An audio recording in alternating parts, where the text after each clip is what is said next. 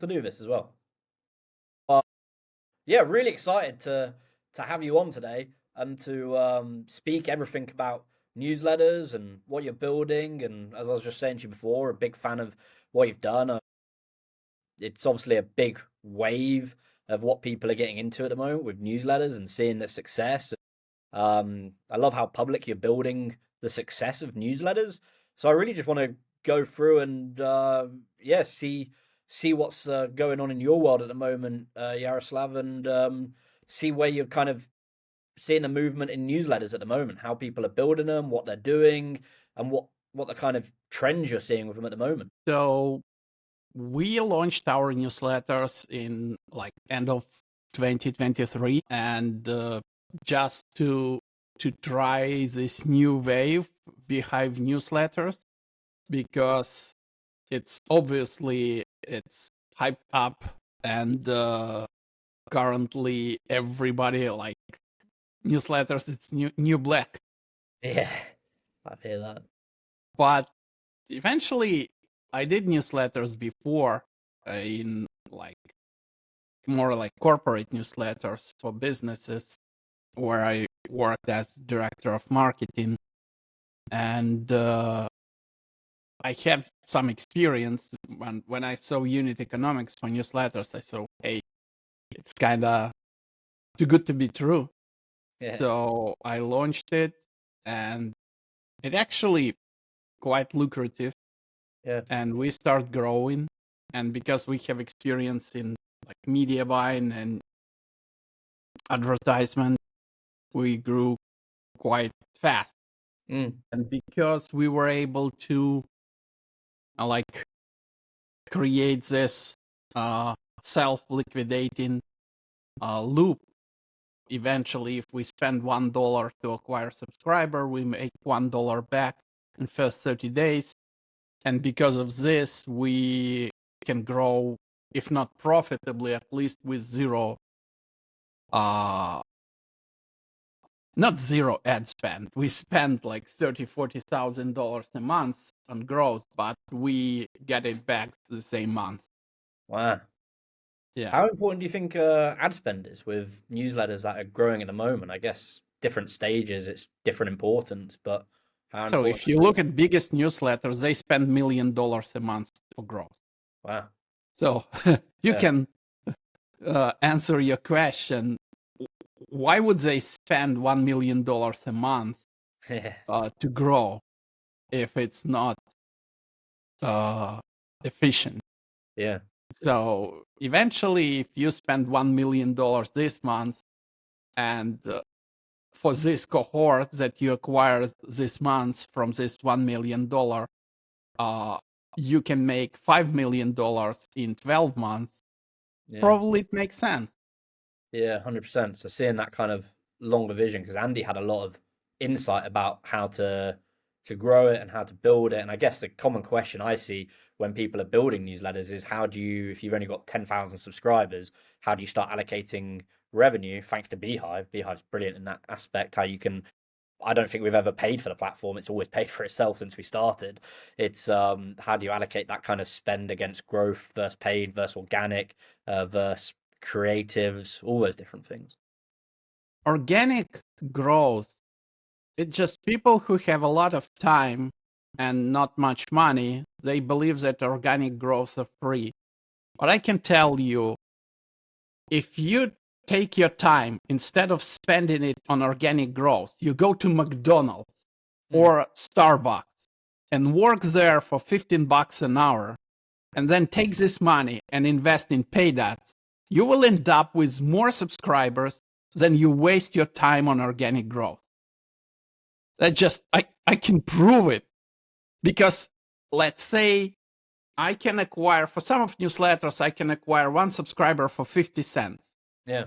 So if you make $15 an hour, it's like 30 subscribers an hour.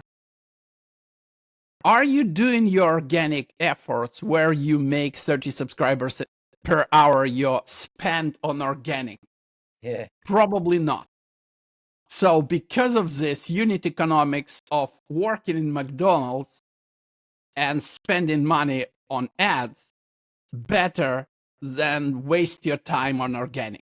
It Yeah. just, people do not put $ value on their time, and they believe it's free.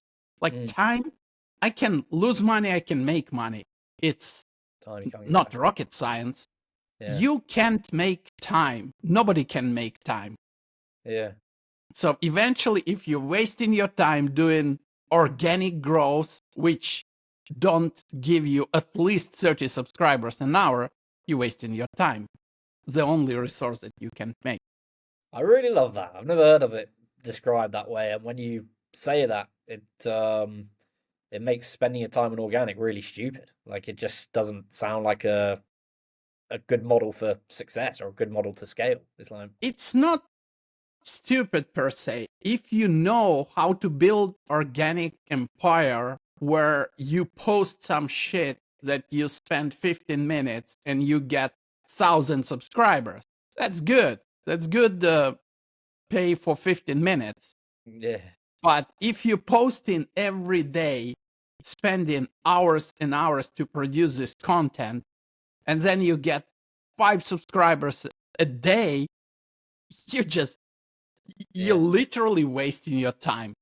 yeah. And like It's not 5 people showing, oh, I spent months growing this newsletter, and now I have 100 subscribers. Mm. Dude, like I can get 100 subscribers in couple hours. Wow. So Just what kind? Yeah. What are the big mistakes you see when people go into paid then to get those kind of numbers or those figures that you're talking about, like a smaller newsletter or a bigger newsletter, it, whatever? Like, it's not mistake. People just, you see, people think, oh, it's meta. Like I post on Facebook, so I probably can figure out paid growth. yeah, But when you have issue with your car and it just don't, like, it's broken, yeah, you can say, hey, I went to school, they told me that this physics and stuff, I can fix my car. yeah, And you try and you probably will fail, and then you go to shop and they fix your car. yeah, Why do you think meta ads is way different? Of course, you can go there and do something, and presumably it will be a not zero out result, but to have good result, so to have some result, you can do something. To mm, make okay result, you need to learn. To have good result, you need experience. To mm, have great result and make money with it, you need ton of experience and ton of experimentation. yeah, So we have team of media buyers and designer and all this good stuff, like creative strategists. Across all our team, we have like, I don't know, 20 years of experience in media buying and paid ads. And to find good winning creatives, sometimes it takes 2, 3, 4 weeks to find one winning creative. yeah, And to have winning campaign, we need 3, 4, 5 winning creatives. So it often takes us 90 days to build good campaign. Not good, but like better than good, where we know that we will spend certain amount of money and it will be efficient for this niche. yeah, And people say, hey, I just go throw shit into the wall and wall will fall. No, it will not. Probably you will fall, or yeah. your Like, budget. yeah, what the fuck do you expect? Like, if it's just gonna go straight through, do you think there's like a percentage that's a good benchmark to put towards ads compared to, or is it a different way of looking at it? Is it not the right way to look at it?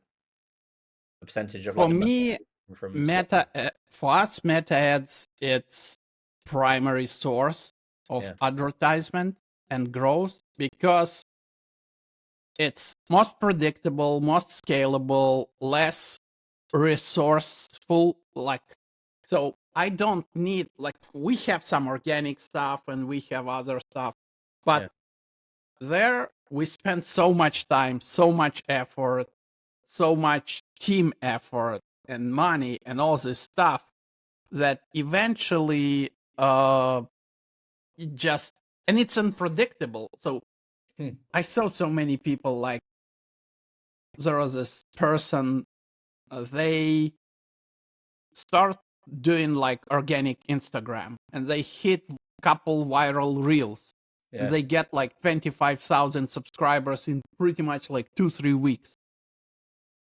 And they so happy and so on and so forth. And at this time, I had like 3,000 subscribers. Yeah. But then no more viral reels for them. So guess what? Now they have 20,000 subscribers because some people unsubscribe. Yeah. And I have 300,000 subscribers. So it doesn't matter if you hit some viral stuff and people, or you do some like giveaway and people will subscribe to you, but they will unsubscribe. They're not interested in your stuff. They not subscribe with purpose, Mm.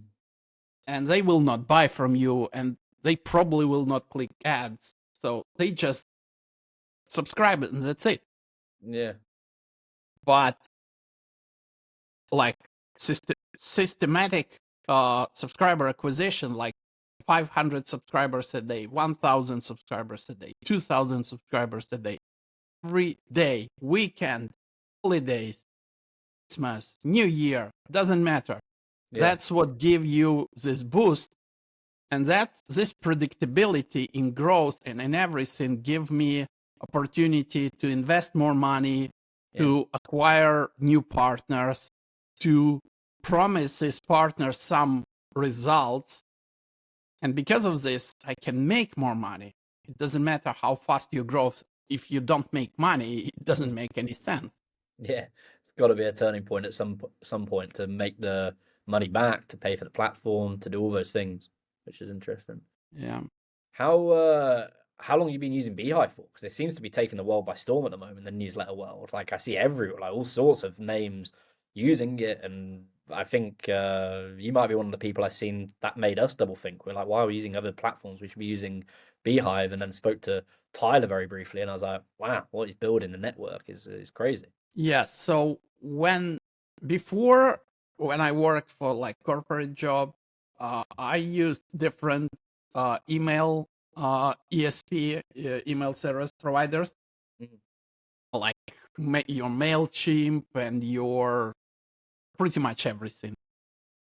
And I know how shitty email service providers for newsletters.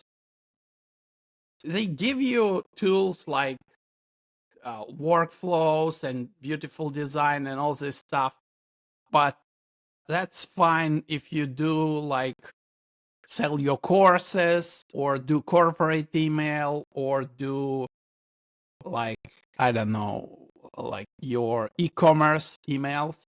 Yeah.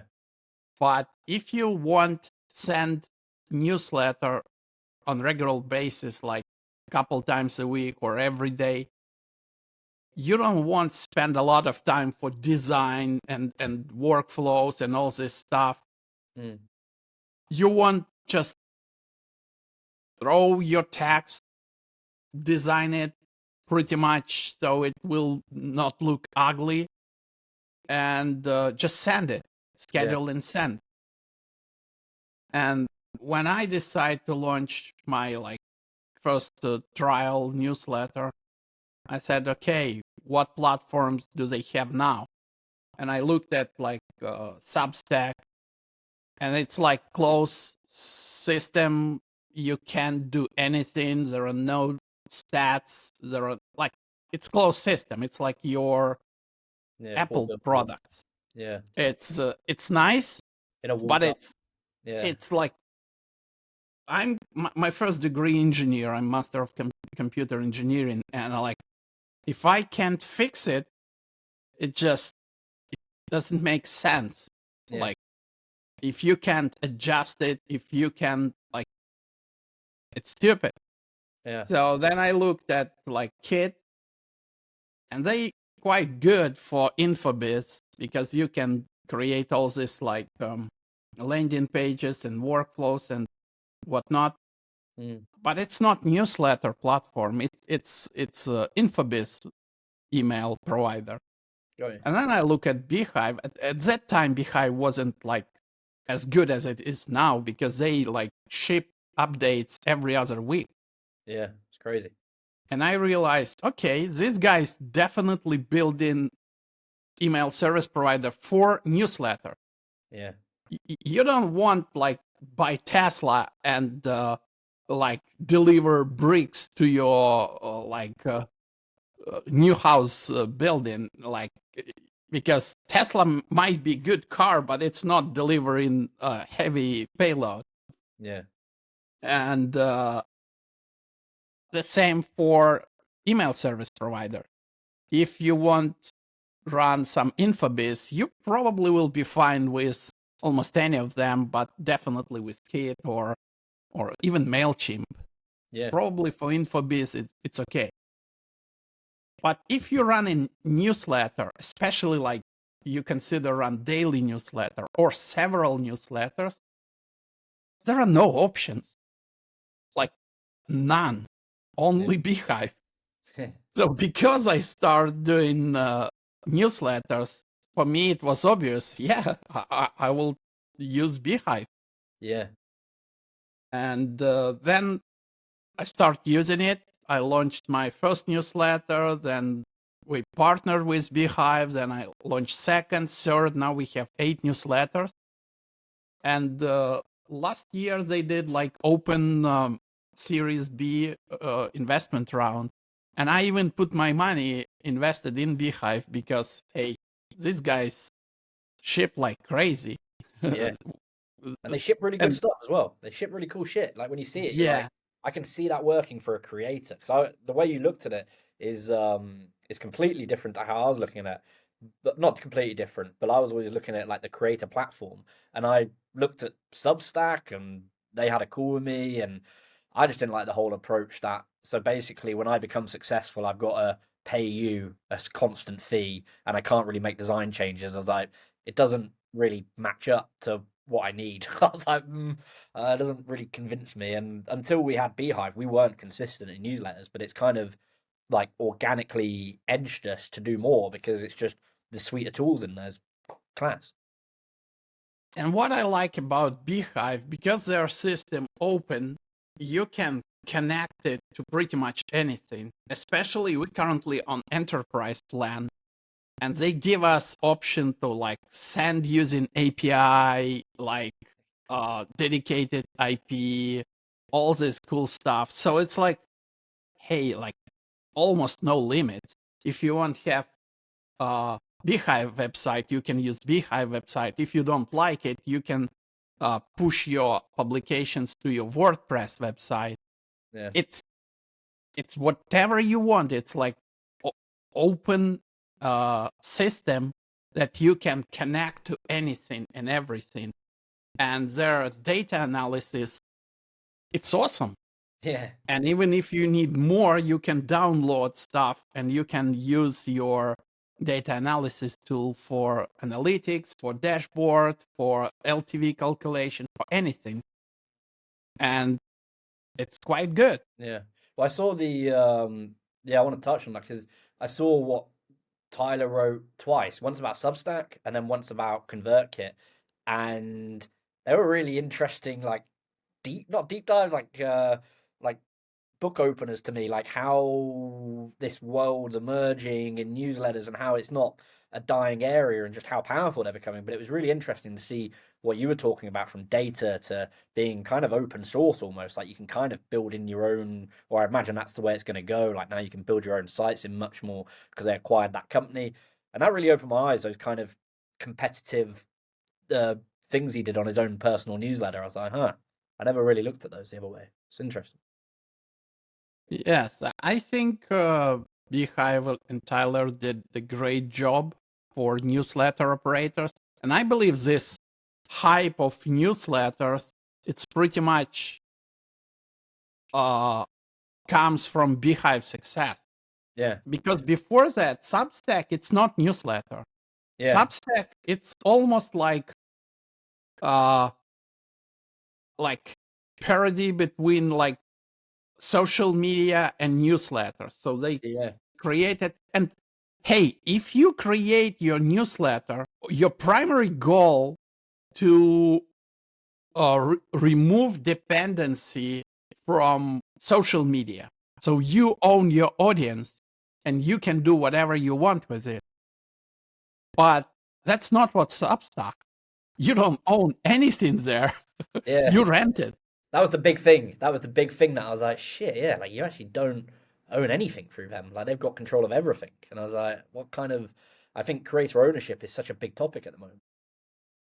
It's big topic because okay, I listen to this story. So let's say big Instagram influencer or big YouTuber or like podcaster, and they tell, oh, what is your business? Oh, I'm Instagram influencer, I'm YouTuber, I'm podcaster.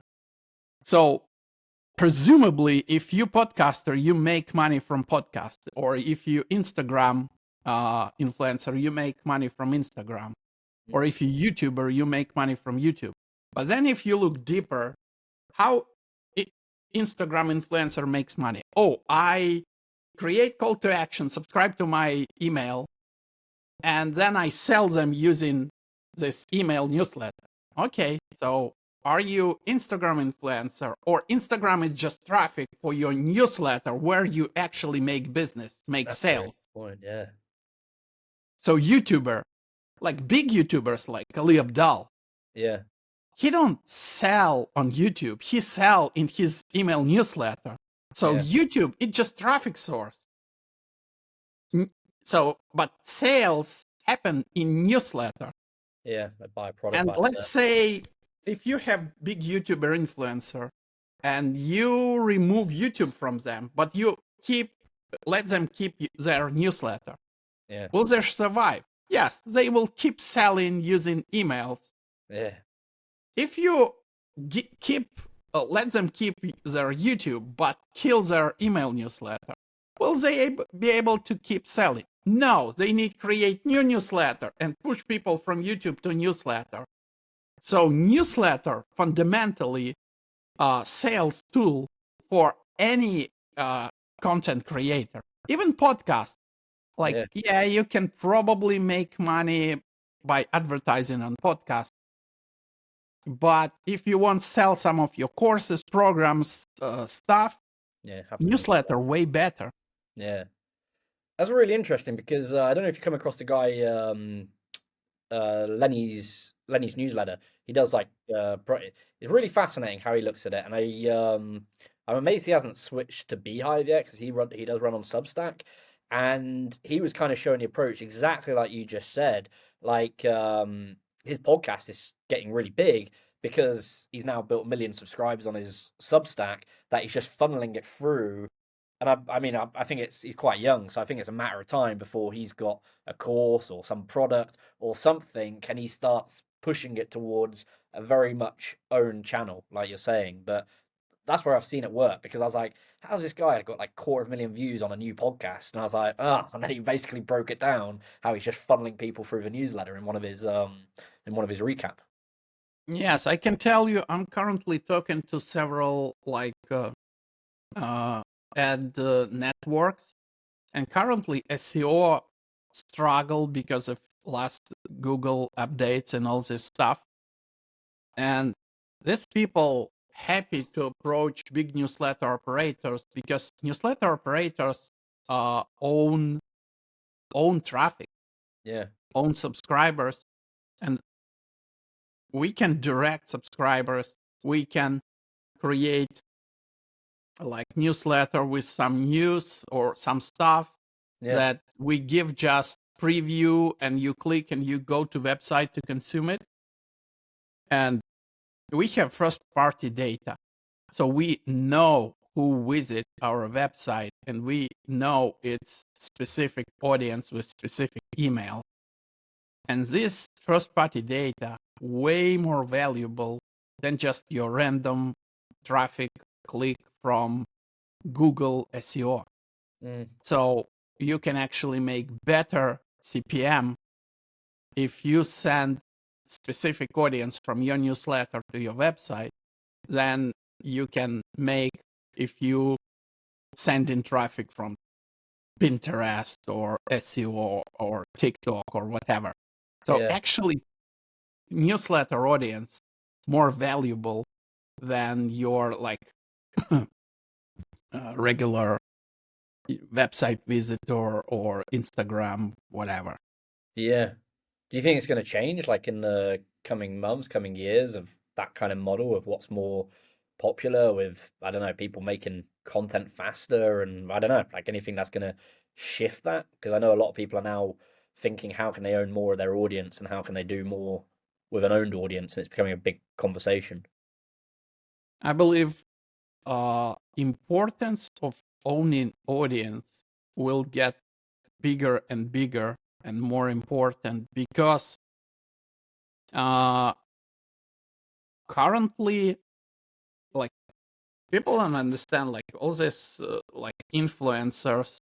I have case, my friend, his wife were like big influencer on Instagram, 600,000 subscribers, followers, whatever, and she made pretty decent living out of it.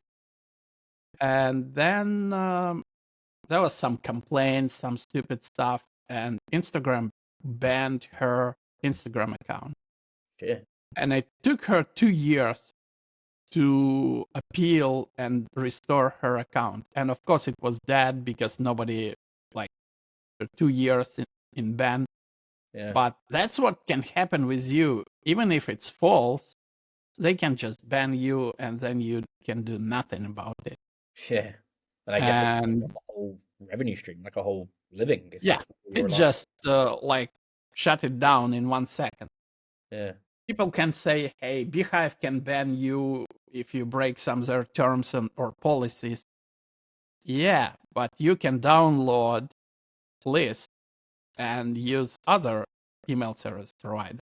Yeah. I think It's you've got to like, do, it's really huh? important.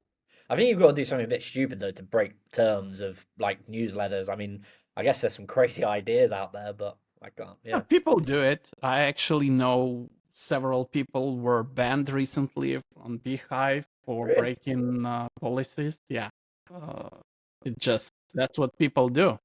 Yeah. Why do you reckon they break the policies? Just to scale it quicker or to for bad You content? can, I don't know, scrape email from LinkedIn and upload it to your list Yeah. without consent from Profitability. people, Yeah. and that's it. You break policy, Yeah. terms of service, whatever. Yeah. If they're not Yeah, properly subscribed in, that's people do great. it. Yeah. To try and give them an instant boost to what they're building and credibility, and yeah, it can lead to all sorts of problems. Yeah, it's business. If people think they will make money, they do stupid things. Why not? It's a good, but yeah, that's something history teaches us time and time again. So what kind of data do you look at when you're building newsletters? You mentioned it a bit earlier, like what's in, and I saw some of your ex posts, like how people need to track it more, and I'm not quoting it word for word, but I've seen some of your posts speaking about the importance of data, and you did a webinar with Beehive. What's the most important metrics to track or the most important points to look at when you're doing a weekly audit, a daily recap, however you're structuring the formation of your newsletters?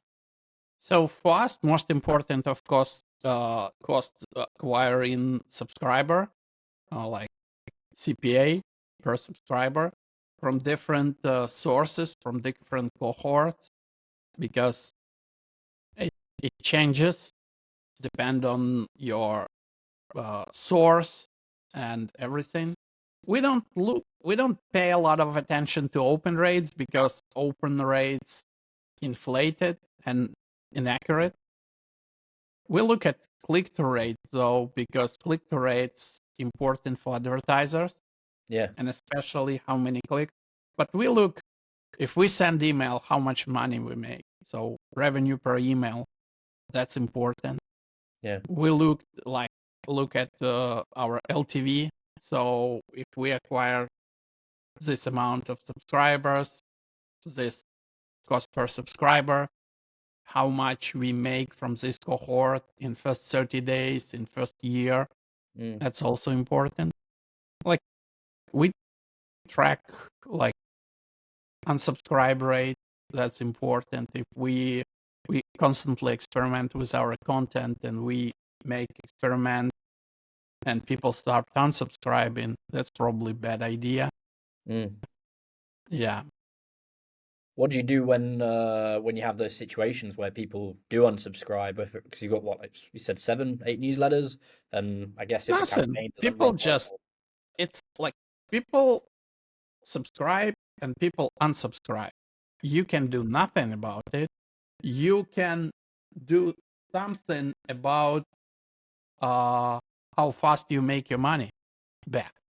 yeah, So if people subscribe to your newsletter, ideally we want to make and we acquire these subscribers through paid ads.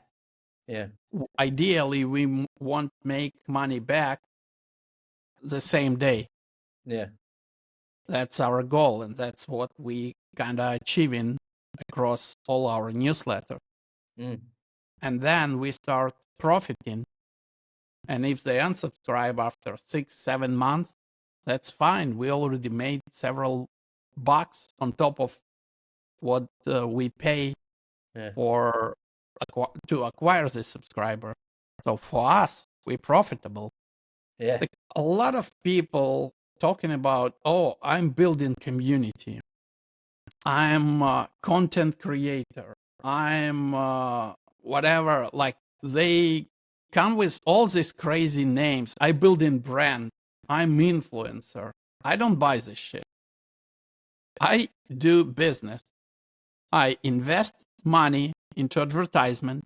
I convert people and I make profit, make revenue, which minus my expenses for my team and ads and tools, I make profit.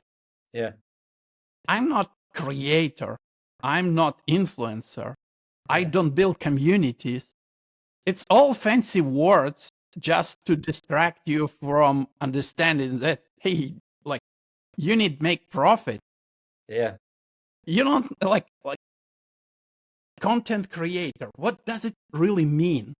yeah, yeah, What does it mean, content creator? Like yeah.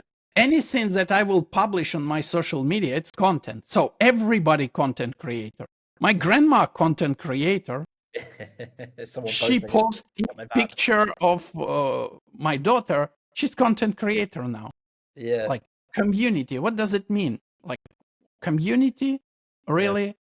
So people subscribe, people unsubscribe. So what? yeah, Like it's all fancy words to distract you from main idea. You either profitable or you losing money or you working for free. one or the other.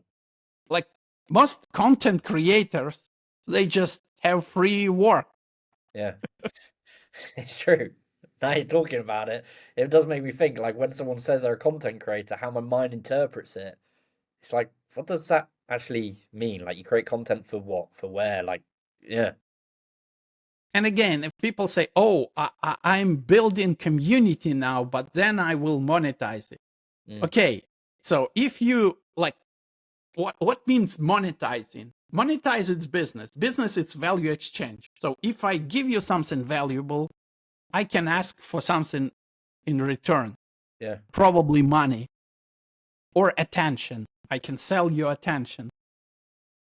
But if what I make or write or do doesn't have value, then I'm content creator and I'm building audience. It's Yeah. synonym.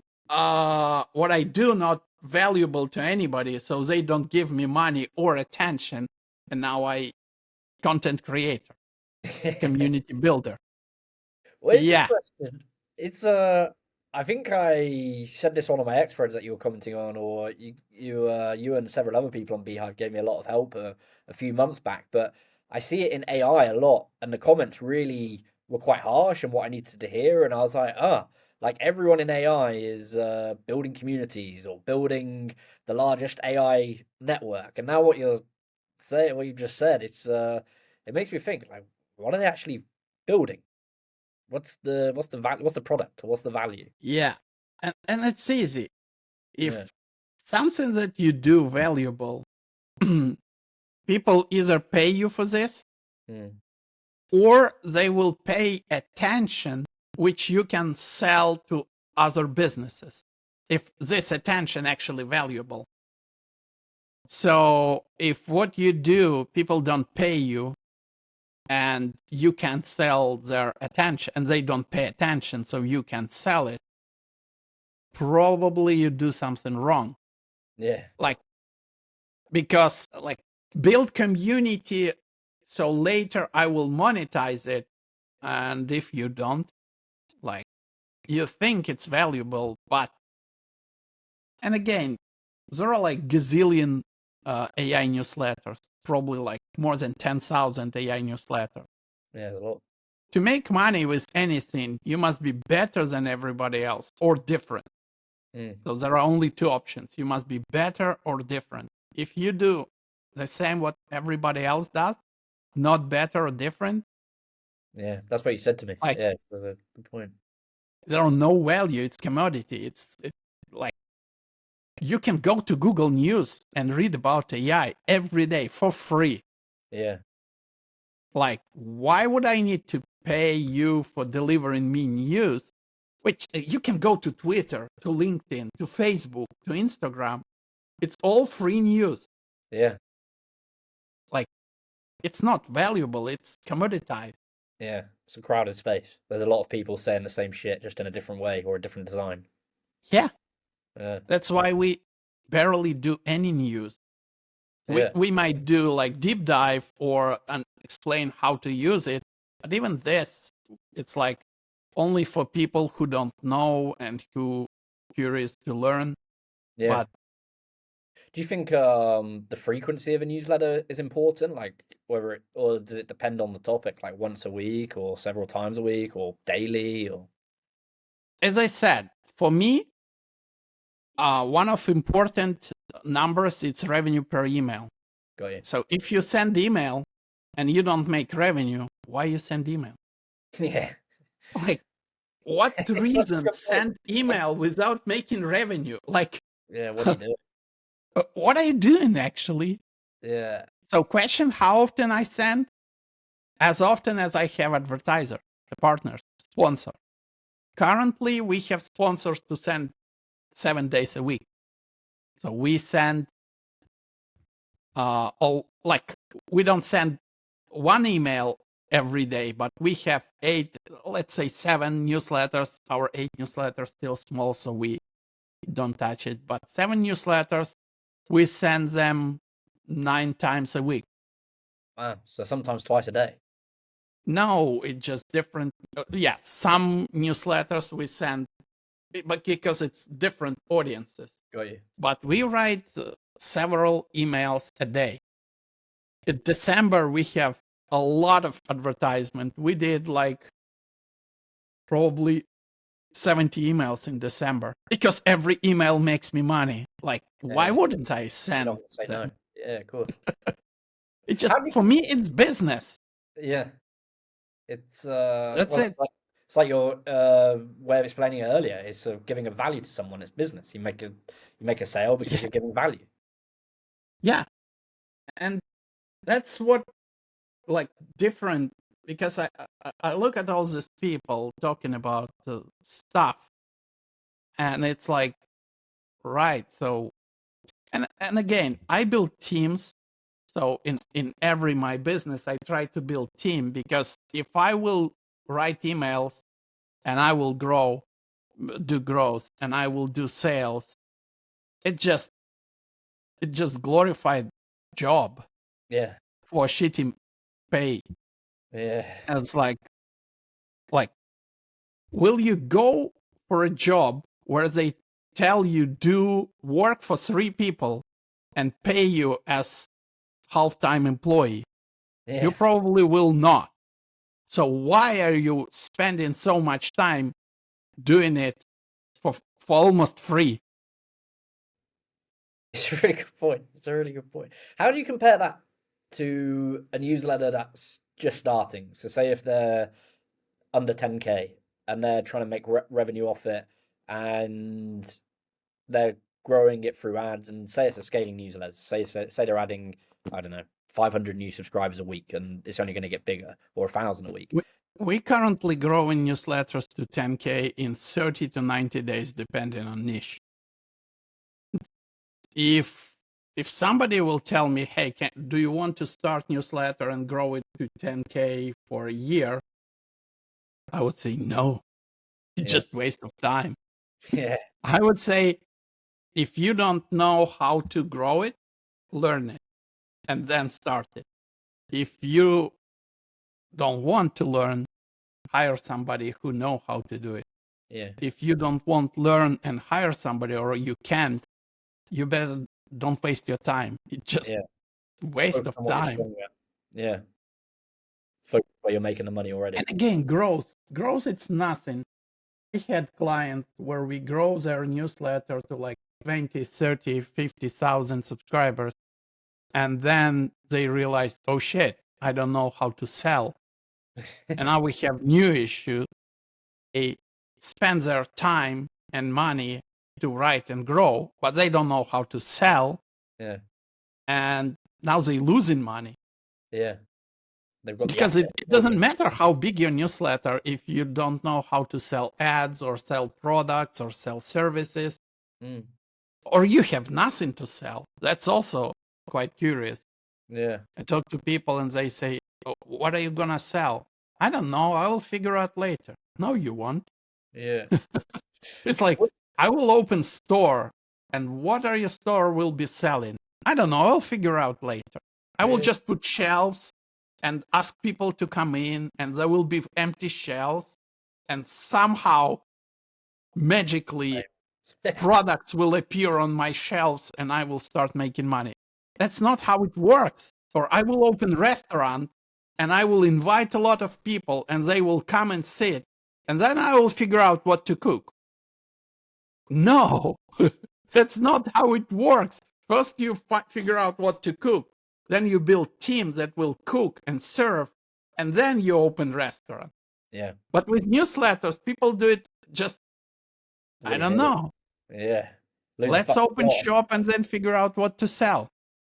It's a really good point, because I think I've fallen into that trap when we were starting ours, and it's like an audience thing, and I've seen other people do it as well. It's now you're mentioning it, you think it's probably a more common reason how this newsletter can swing their thinking. Like your analogy about the restaurant, you'd never do that, but with a newsletter, for some reason, they think it's a different strategy. I can tell you that my last several newsletters, I created newsletters not, I like this topic and I'm happy to write about it and I will write about it. Then I will figure out how to grow it.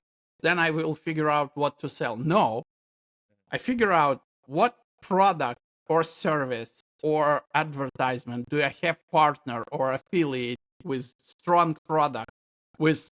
I know this product strong because it's already selling. Yeah. Other people sell it. I take this product, service, or affiliate deal or whatever, and then I ask myself, can I acquire people who are willing to buy this stuff cheaper than this stuff costs? Yeah. If I can, I test acquisition, and then I start building newsletter, acquire subscribers to newsletter, and sell them this product.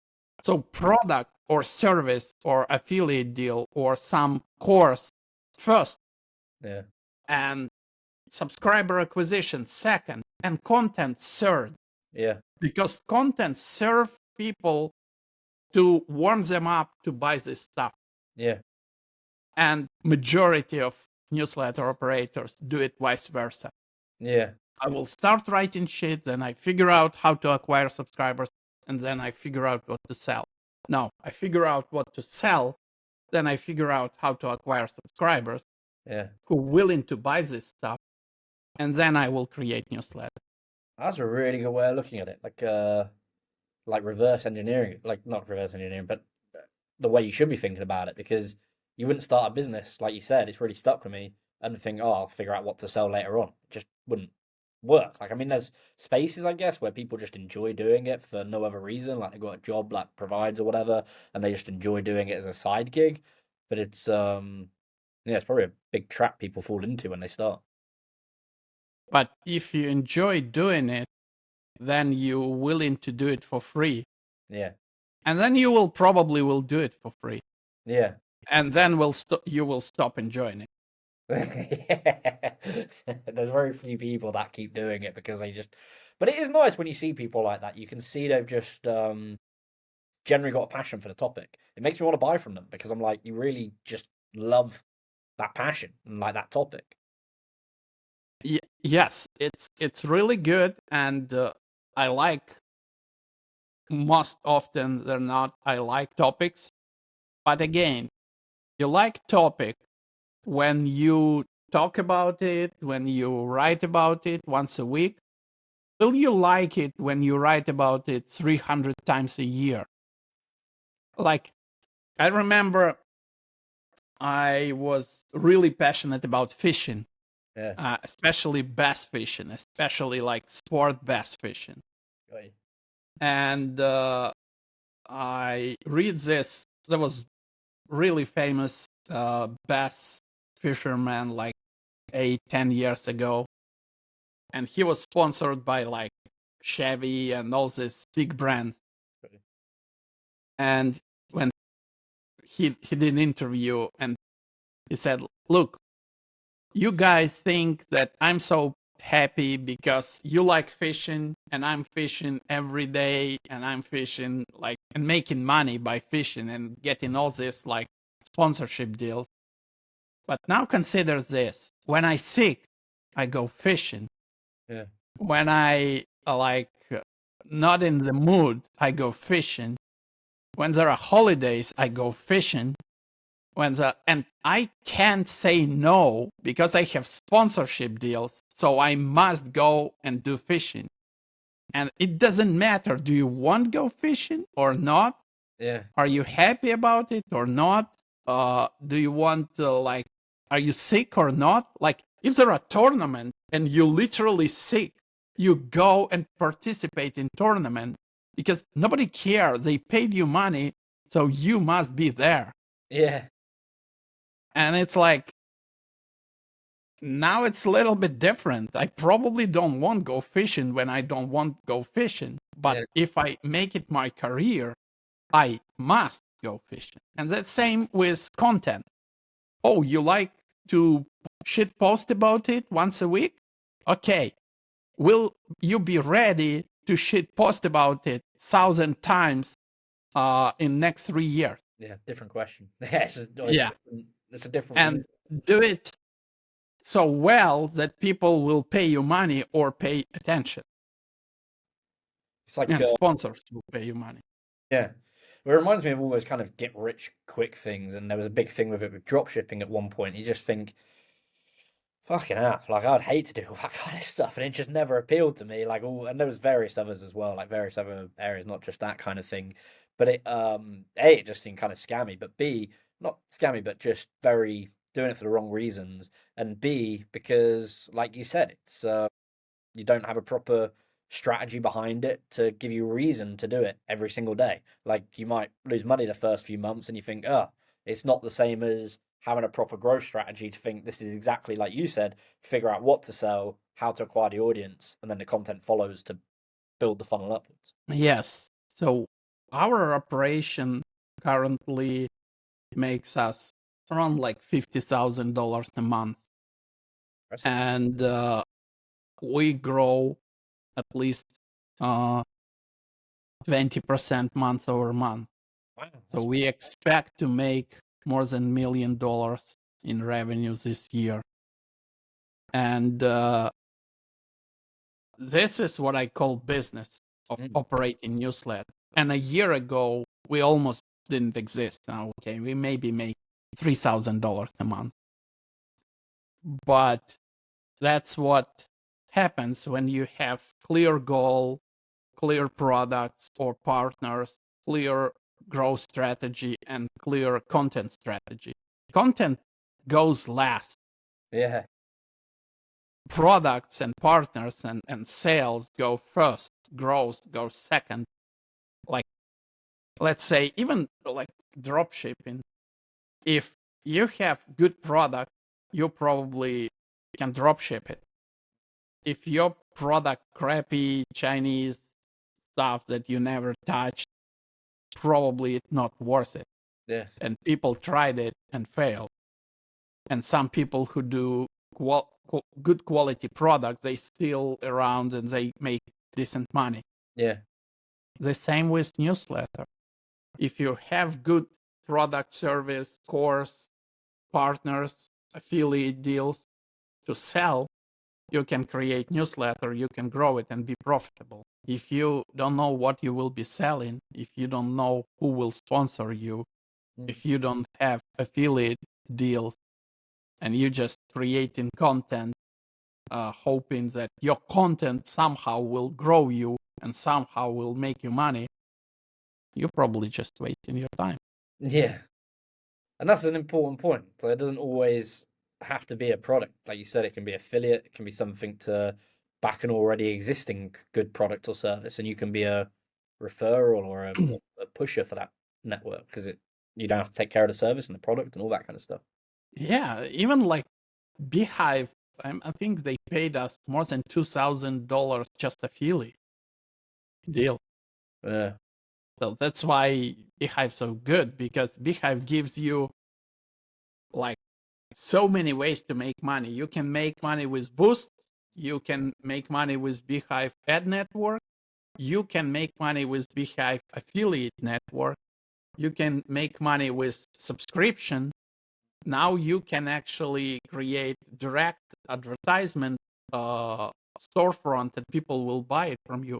So it's like just Beehive gives you 5 ways to make money. Yeah. It's such a small amount. And on top of it, you can make courses, and also Beehive give you opportunity to sell your courses through their platform without extra commission, which everybody charge a lot of commission. And then you can create like services if you do like small boutique agency or whatever. You can do like one-on-one consultations. You can do affiliate deals. Sort of like at least dozen ways to monetize your newsletter. Yeah. But you must figure out it first, because if you create your newsletter without so people, your subscribers have certain intent, or they don't have intent. And that was one of my mistakes. When we start acquiring subscribers, we look only on cost per subscriber, and we try to minimize cost per subscriber to grow faster and cheaper. And then I realized some subscribers doesn't have intent to buy. Yeah. Some subscribers doesn't have intent to open your email. Some subscribers doesn't have intent to click your link. So if you acquire cheap subscribers who don't open, who don't click, who don't buy, you can have big newsletter and it's worthless. Yeah. Because you can't sell them anything, and you can't sell their attention because they don't pay attention at all. So how do you measure, like you were saying earlier, I don't mean to repeat it, but like you were saying click-through rate compared to subscribers compared to open rate. It makes me think like because I hear a lot of people selling and flipping newsletters. It's becoming quite a reasonably big business from what I've heard about. No, I don't know anyone that's done it. I just hear about it through conversation. Like it's you buy a big newsletter and then you buy it and then you figure out actually the people aren't reading shit. Like they're not clicking anything. I've just bought a ton of rubbish for 80 grand or whatever. Like it's money misspent or really poorly spent. Yes, a lot of people. So let's say you influencer. Like any influencer can create big newsletter in a week. Yeah. Just put, let's say, MacBook and say, hey, everybody who subscribed to my newsletter will go to raffle for this laptop, notebook, iMac, whatever. And people will go and subscribe. So big influencer with, I don't know, like million subscribers can create newsletter with 100K subscribers in a week. Yeah. Will they read? No. Will they click? No. Will they unsubscribe? Yes. So I saw a lot of newsletters like this created in a week, Mm. and then they tried to sell it for $20,000 and they weren't able to sell it because it's not newsletter. That many It's emails. just hey.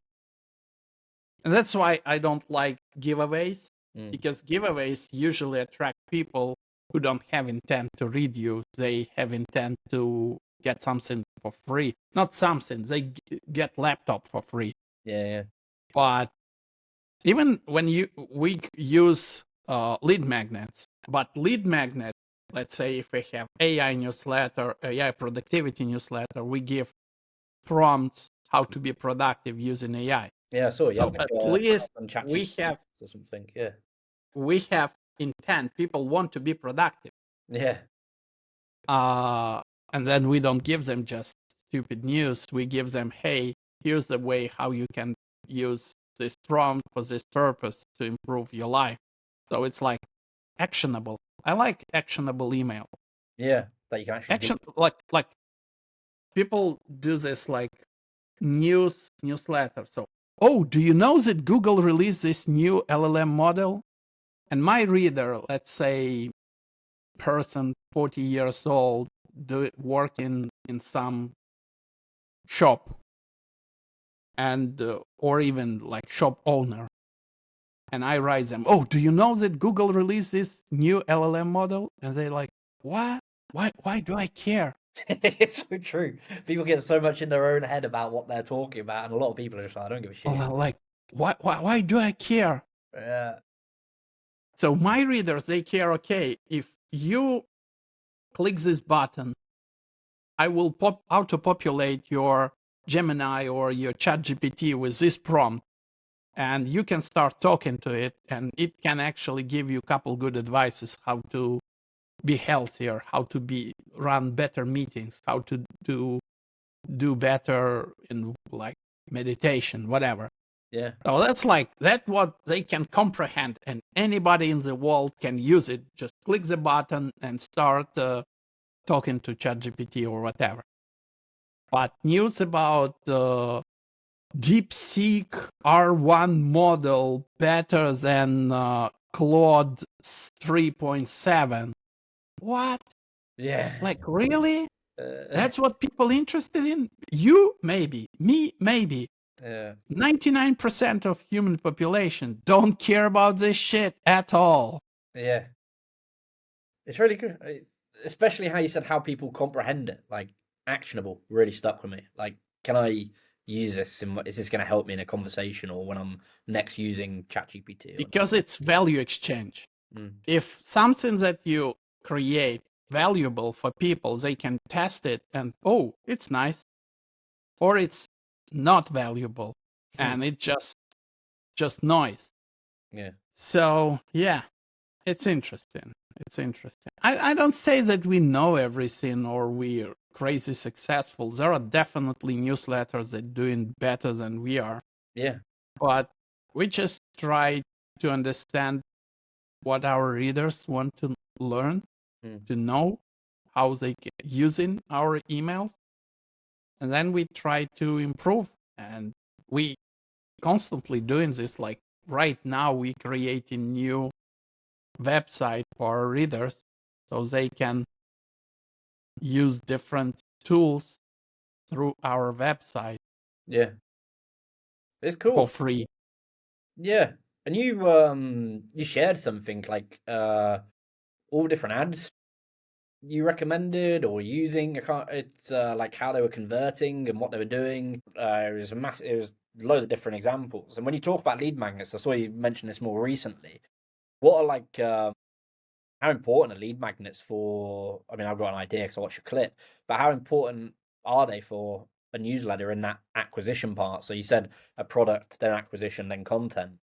So I don't know how to phrase the question, but like, what's the importance of them? How to make one that's really gets you doing what you need to be doing to acquire customers.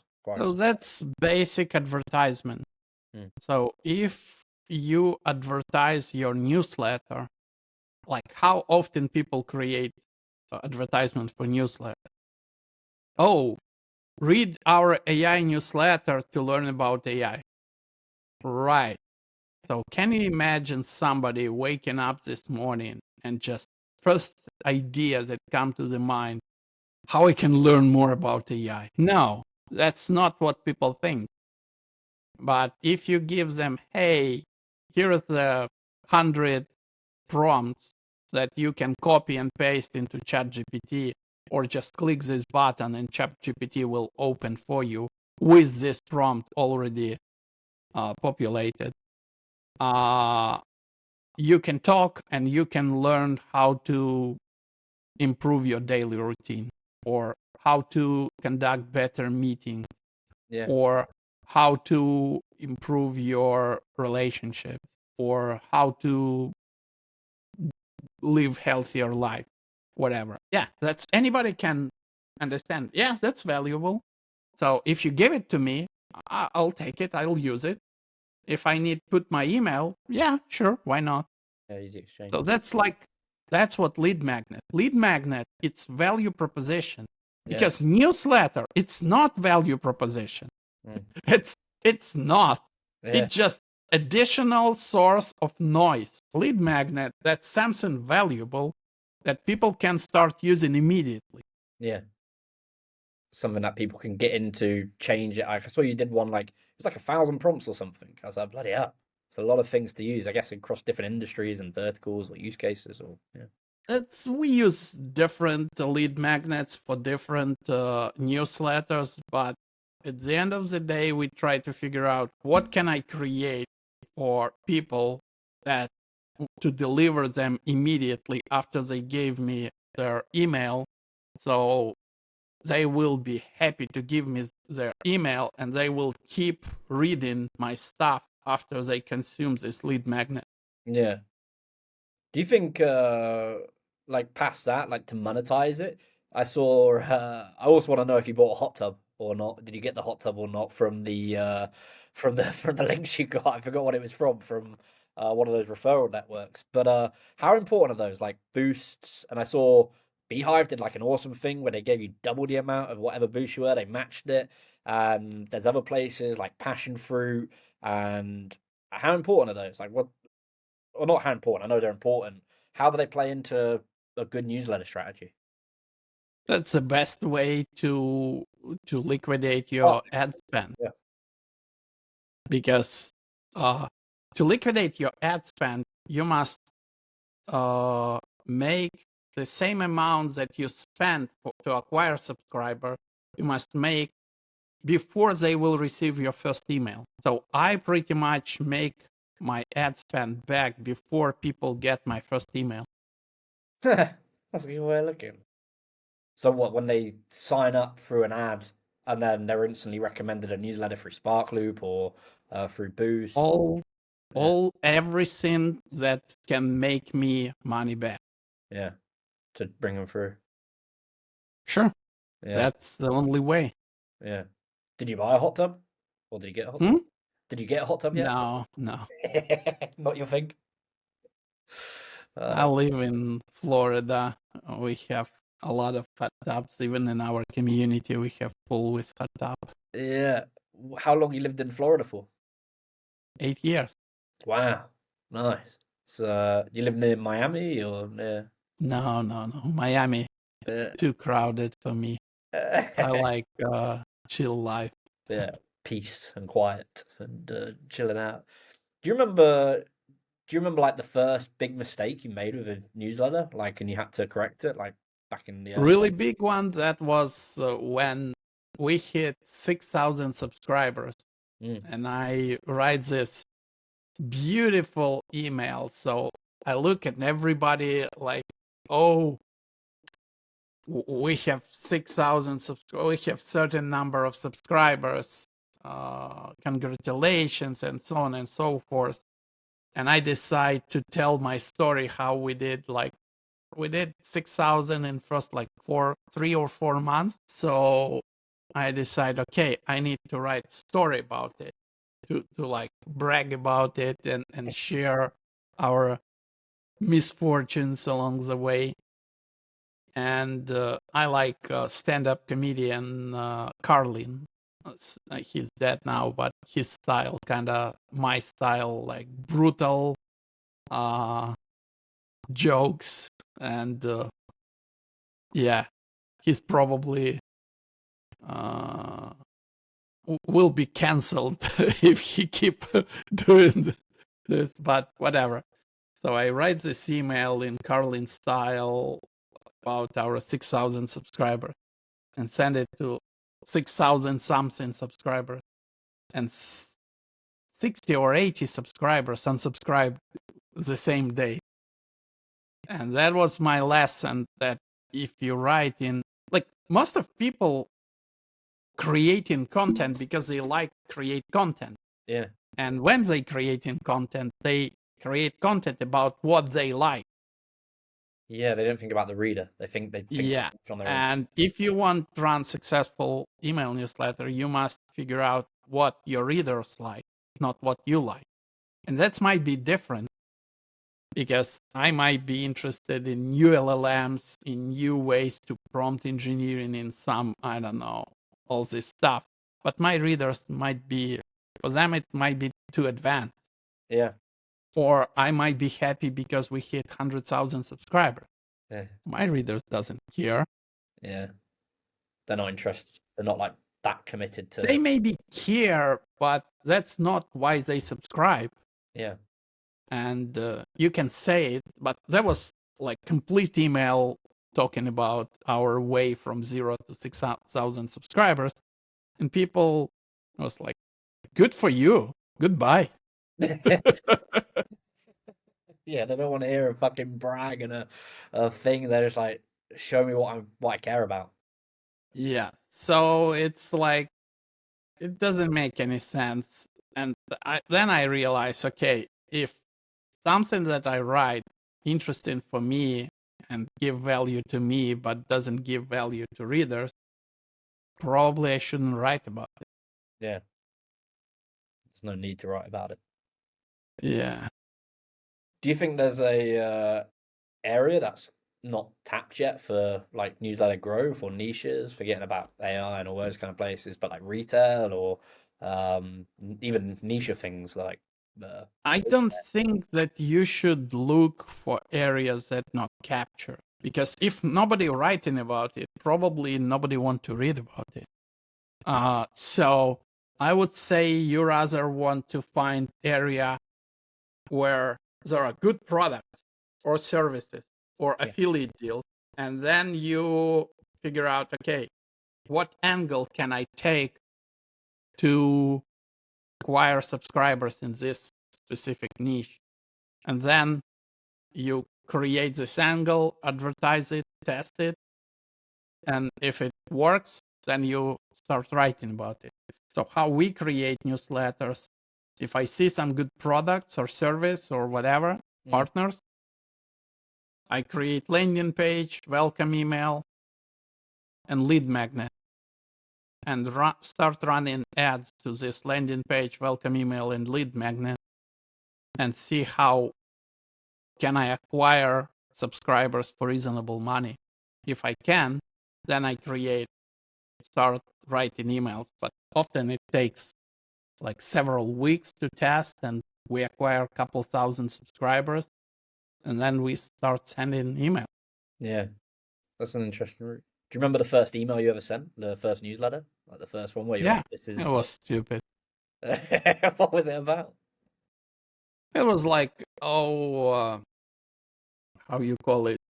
I watched some quite decent YouTube video, and I just get a transcription of this video, and I rewrite it and just send email. Yeah. I don't overthink this shit, because it doesn't matter what you send first. What you will send after 100 emails will be drastically different. So it doesn't matter what you send first. Yeah. Like, people think too much, and that's a problem. I believe success predicated on doing, not on thinking. So I would rather start doing, and then we'll think along the way than think too much. And that's like, I have a friend, he like worked for 3 weeks to create his newsletter name and logo. And for me, it usually takes 5 minutes. Yeah, it's a complete different. And that's the right. Yeah, it's a good way to do it. It's come up with a name and kind of run with it and test it. Like use the data to see if that's right or not. Yeah, I also have a couple local newsletters, and I'm in this group with local newsletters. And every second local newsletter, scoop of something. Yeah. Why? Because one guy come with this good idea, Neptown scoop, and now currently every second newsletter, local newsletter, it's scoop, and it's like crazy. It's Scoop Town. Scoop down. Isn't it what like because I saw how big local newsletters are getting and how local media is getting. It's really because it's what people care about. It's local to them, I guess. It's it's your local. It's just because it's easy to target, and local audience have intent to know what's going on around, and it's easy to target sponsors because it's just local businesses around you. So it's like you don't need overthink because it's local businesses, it's local audience, it's easier to target, it's easier to create ads, acquire subscribers. We currently have like almost 50,000 subscribers across 2 our local newsletters. And we launched it like 3 months ago. That's crazy, and that's mainly through like Google Meta ads and through acquisition. Yeah. Because it's predictable. It's just you target specific area and people in this area see your ad. Yeah, and they know exactly what you're looking for. It's Then fascinating, man. Yeah. Do you think there's like anything in Beehive that would be like a next level thing for them to add, like to bring through, or like because that whole website thing was really kind of changed my mind. I was like, why would you even need a website now? Like we've got a website, and it thinks like maybe everyone will just build everything within inside that platform. Yes, there are many things. They don't have A/B testing for landing pages, and that's important. They don't have integration with third-party ad networks. They need some stuff. Yeah. They might add like next improvement to dashboards to calculate your LTV, to show your cost per acquisition, and there are a lot of things that can be done. It just they prioritize what's most important, and they did a pretty good job. I think Beehive will be fine. Like if they will open next public round for investment, I will probably 10x my investments in Beehive because these guys. I have a couple friends in VC industry, and these guys told me that you don't invest in product or idea, you invest in team. Yeah. And Beehive have one of the best teams which I saw.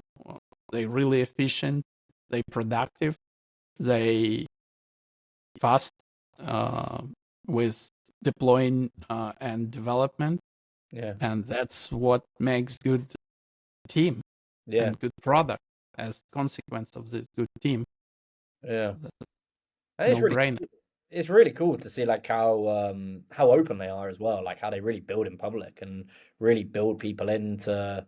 I mean, for me, before they came in, you couldn't. I never really understood.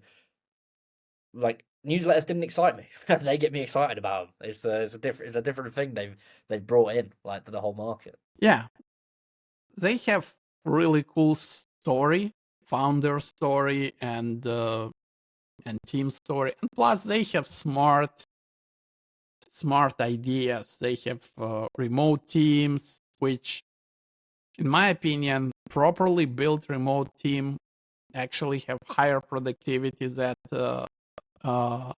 like brick and mortar in office team, because in office teams there are start politics and like some like HR related issues. With remote team, people just do what they need to do, and if you have proper KPIs and incentives, like it doesn't matter. Like our team, with our newsletters, we have currently 5 people team, Mm. all remote on different continents, and like 3 different continents. And it's it's really good because we know what we need to achieve and what KPI is important for us. Mm. And then like General Patton said, like tell people what they need to achieve and then let them surprise you. Yeah. Like, and that's pretty much. Yeah, it's really interesting because I see how you kind of correct me if I'm wrong, but you used it almost to launch your own service, like subscribers as a service, and basically using the model that you preach yourselves. Like it's and there you go, it's another revenue line that's brought in. Of course, it's uh, like a lot of people telling, "Oh, we will help you grow, or we will help you write, or we will help you monetize." But if you look at their like stuff, they often don't have newsletters, or they have newsletters with like 5,000 subscribers, or they send one email a month, or they don't have sponsors in their newsletter. So it's like, if you're so good at writing, growing, and selling, show me, like, do you have it? Yeah, So we kind of have this 7, 8 newsletters. We send it every day, some newsletter. Yeah. Grow it like 50, 60, 70,000 subscribers a month. Depend months of like different months. We have different growth speed. yeah, And we have some partners, big and small, some direct, some indirect. And we did some good direct deals with like big brands, like huge multi-billion-dollar brands. And we kind of, this is what we know how to do, so we can help other people to achieve the same result. yeah, And we not just talk, we just actually walk. yeah. Do like you said earlier, there's a big difference Yeah. actually actioning it. Do you think there's you're gonna be doing more newsletters, or are you kind of how do you think that through when you build like this one that you said, the eighth newsletter that's just growing at the moment? What's your thought Yeah, process? we constantly considering to build new newsletters. We actually currently talking about selling some newsletters because eventually my business experience shows that if you want like succeed, you need build to sell. Even if you don't want to sell now, you build to sell because it means that all processes, team, systems in place, so somebody can buy it and run it without you. And that's why everything that we build to sell.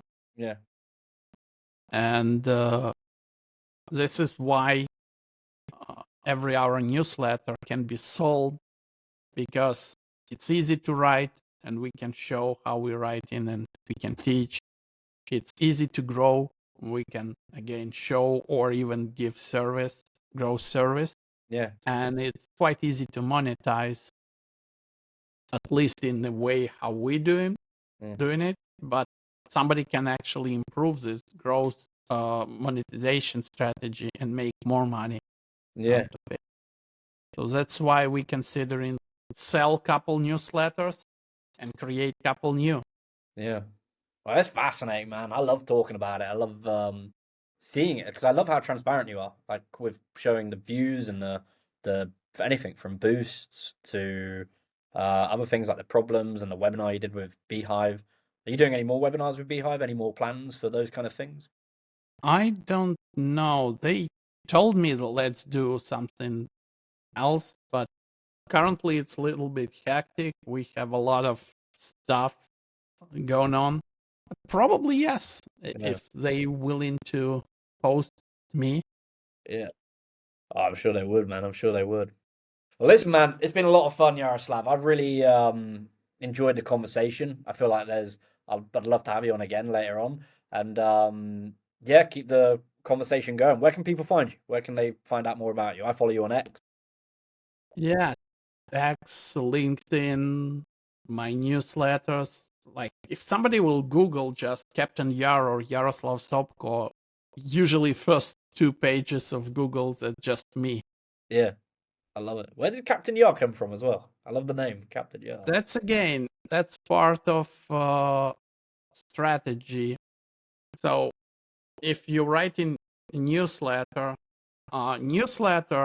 it's media, but it's personal media. So it's preferably should go from person to person.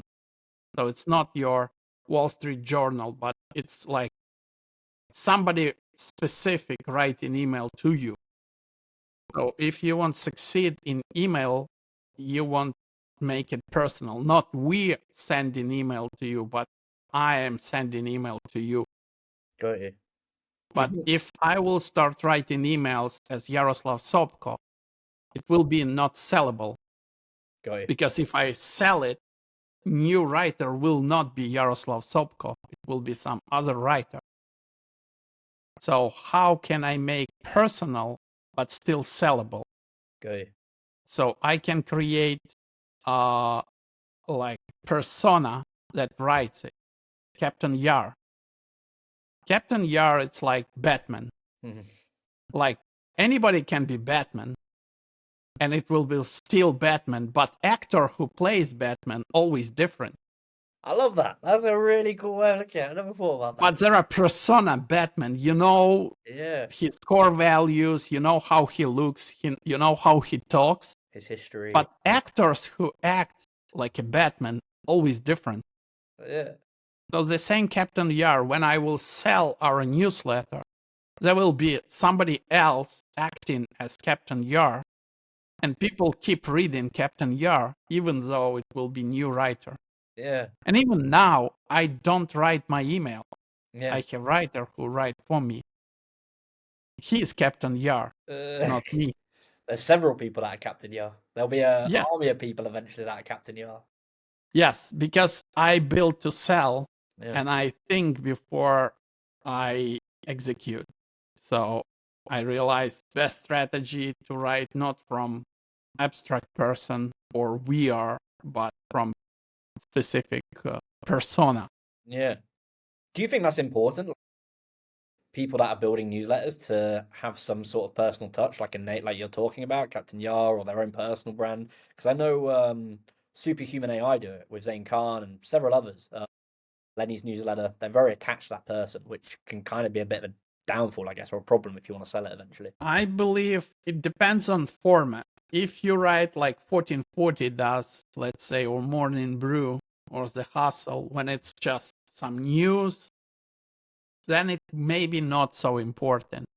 But when you send like deep dives, actionable stuff, like if you read my emails, most of my emails start with personal hook, with personal story. Hey, I had this issue and I use this tool and it helped me solve this issue. That's how I start every my email. So I don't write, hey, do you know that OpenAI just released? Like, no. I have problem run these meetings on my job, 9 to 5 job. And then I use this prompt that helped me organize my meeting. So now I am efficient. Here's this prompt. You can click, you can try it yourself. Got you. So it's actionable, it's personal, it's based on personal story, even if it's story fictionable, because character fictionable.